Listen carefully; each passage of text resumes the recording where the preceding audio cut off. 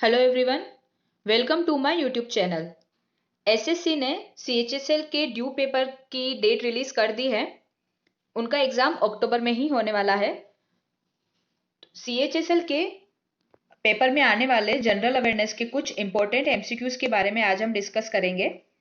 General awareness यानी सामान्य जागरूकता के 25 क्वेश्चन की मैंने वीडियो इससे पहले एक अपलोड की है, आप उसे जरूर चेक कीजिएगा।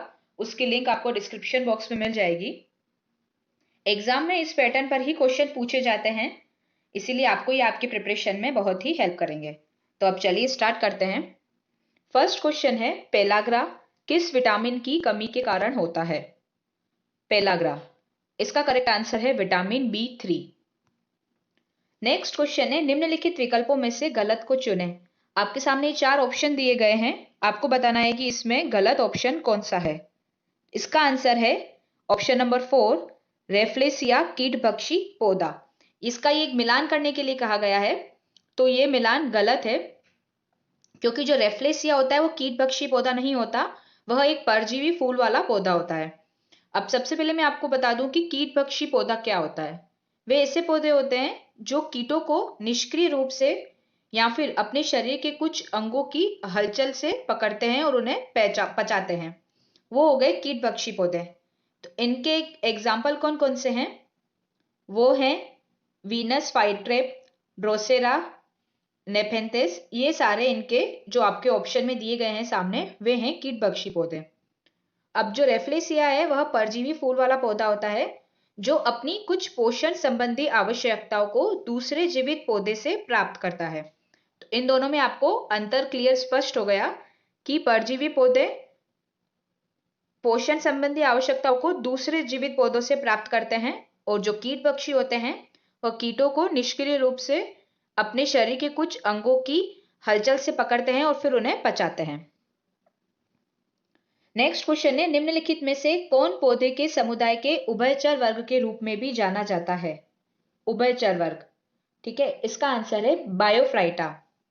जो ब्रायोफाइटा है वो पौधों के समुदाय के उभयचर वर्ग के रूप में जाना जाता है, और यह एक अनौपचारिक समूह है जिसमें गैर संवहनी भूमि वाले पौधों के 3 भाग शामिल हैं। गैर संवहनी भूमि वाले पौधों के उनमें कौन कौन से पार्ट आते हैं? पहला है काई, दूसरा है हॉर्नवॉर्ड्स और तीसरा है लिवरवॉर्ड्स। और जो इस वर्ग के पौधे होते हैं उनमें जाइलम और फ्लोएम ऊतकों की कमी पाई जाती है, और उनमें जड़, तने और पत्तियों का भी अभाव होता है ब्रायोफाइटा में, जो उभयचर वर्ग के रूप में भी जाना जाता है। अब इसके सामने आपको जैसे ऑप्शन दिया गया है थेलोफाइटा, यह जो पौधे के समुदाय होता है उसमें सबसे बड़ा समूह है। और जो टेरिडोफाइटा है वह पौधे जो होते हैं वो मुख्य रूप से गीले छायादार पौधे और जंगल और पहाड़ियों में पाए जाते हैं। थेलोफाइटा के 2 प्रकार होते हैं, एक होता है शैवाल और दूसरा होता है कवक। तो आपको इन तीनों में कंफ्यूज नहीं होना है। नेक्स्ट क्वेश्चन है, निम्न में से कौन एक अनियत तापी प्राणी है? तो इसका आंसर है सांप। जो अनियत तापी जानवर होते हैं ना, वो बाहरी तापमान के आधार पर गर्म और ठंडे हो जाते हैं। जैसे बाहर कैसा टेम्परेचर हो रहा है उस हिसाब से वो या तो गर्म हो जाएंगे या ठंडे हो जाएंगे।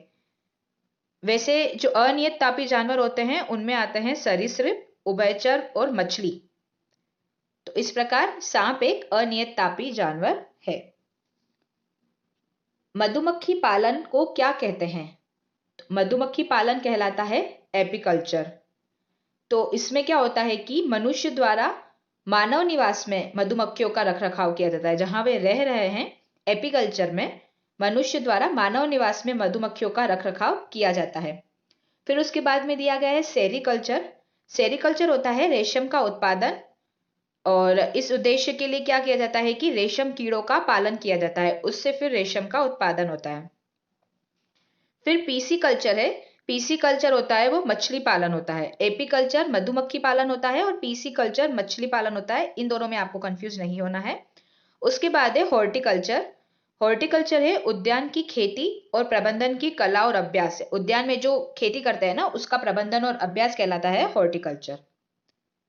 नेक्स्ट क्वेश्चन है, पुष्प का कौन सा भाग परागकण बनाता है जो कि सामान्यतः पीले रंग के होते हैं? वह है पुंकेसर। उसके बाद आपके जैसे सामने ऑप्शन दिया गया है बाह्य दल। बाह्य दल क्या होता है? पुष्प का बाहरी हिस्सा होता है जो विकासशील कली होती है उसे घेरता है। जैसे किसी कली का विकास होता है वो उसे घेरता है, और वह पुष्प का बाहरी भाग होता है, जैसे कि इसके नाम से ही क्लियर है, बाह्य दल। फिर है पंखुड़ी। पंखुड़ी जो आपको पता ही है कि जो एक रंगीन हिस्सा होता है पुष्प का, जो हमें क्लियर दिखाई देता है रंगीन, वह होती है पंखुड़ी। और वह एक है स्त्री केसर जिसे अंडप भी कहते हैं। वह एक पुष्प की मादा प्रजनन अंग जिसमें एक बनावट होती है और उस पुष्प के अंडाशय भी होते हैं। तो जो परागकण बनाता है वह भाग होता है पुंकेसर। नेक्स्ट क्वेश्चन है, निम्नलिखित में से कौन सी बीमारियां बैक्टीरिया के कारण होती हैं? तो बैक्टीरिया के कारण होने वाली बीमारी है क्षय रोग, और इस बैक्टीरिया का नाम है माइकोबैक्टीरियम ट्यूबरकुलोसिस, जिसे एमटीबी भी कहते हैं। तो ये क्षय रोग इस बैक्टीरिया के कारण होता है। आपके सामने दूसरा ऑप्शन दिया गया पीलिया। यह वायरस या परजीवी से होता है और इसमें लीवर या यकृत में संक्रमण होता है। फिर है चेचक। चेचक जो है वो वेरिकाला जोस्टर वायरस के प्रारंभिक संक्रमण के कारण होता है, ये भी वायरस से होता है। फिर है गलसुआ। गलसुआ भी वायरस के कारण फैलने वाली एक बीमारी है। नेक्स्ट क्वेश्चन है, कौन सा विटामिन जल में घुलनशील है? इसका आंसर है विटामिन सी। विटामिन सी जो है उसे एस्कॉर्बिक एसिड भी कहते हैं, और यह कोशिकाओं के बॉन्ड में मदद करता है, और यह हमारे शरीर में उत्पन्न नहीं होता विटामिन सी। विटामिन सी के जो कुछ एग्जाम्पल हैं वह है साइट्रस फल, ब्रोकोली, टमाटर। ठीक है, इनके पर्याप्त सेवन जैसे नींबू, संतरा, ये सारे इनमें विटामिन सी पाया जाता है। और बाकी जो है विटामिन ए, डी, ई, के, ये वसा में घुलनशील होते हैं, और विटामिन सी जो है वह जल में घुलनशील होता है। नेक्स्ट क्वेश्चन है, निम्नलिखित में से कौन सी वस्तु विटामिन सी का स्रोत नहीं है? जैसे सिर्फ प्रीवियस वाले क्वेश्चन में था विटामिन सी का ही क्वेश्चन था। इसका करेक्ट आंसर है अंडा। अंडे में विटामिन सी नहीं होता, उसमें प्रोटीन और वसा होती है, और इसमें नेचुरल विटामिन डी भी पाया जाता है। तो जैसे विटामिन सी के हो गए आलू, टमाटर, नींबू, संतरा, अमरूद, ये सारे विटामिन सी के स्रोत हैं। नेक्स्ट क्वेश्चन है, परमाणु बम निम्नलिखित सिद्धांतों में से किस पर आधारित है? परमाणु बम, तो यह सिद्धांत है परमाणु विखंडन। परमाणु विखंडन जो होती है वो श्रृंखला प्रतिक्रिया की एक प्रक्रिया होती है जिसमें जो न्यूट्रॉन होते हैं वो छोटे भागों में विभाजित हो जाते हैं। यह प्रक्रिया बड़ी मात्रा में ऊर्जा उत्सर्जित करती है जिसका उपयोग कई क्षेत्रों में किया जाता है।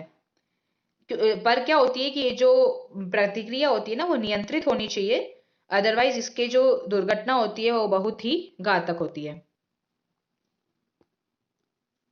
तो इस प्रकार एसएससी सीएचएसएल के जनरल अवेयरनेस के हमारे आज के एमसीक्यूज पूरे होते हैं। अगर आपको मेरी वीडियोस पसंद आती हैं तो आप उन्हें लाइक कीजिए, ज़्यादा से ज़्यादा शेयर कीजिए, यूट्यूब के मेरे इस चैनल को सब्सक्राइब कीजिए, जिससे आप मेरी आने वाली हर वीडियो से अपडेट होते रहेंगे। आपको किसी और टॉपिक पर वीडियो चाहिए तो आप मुझे कमेंट करके ज़रूर बताएं। Thank you so much.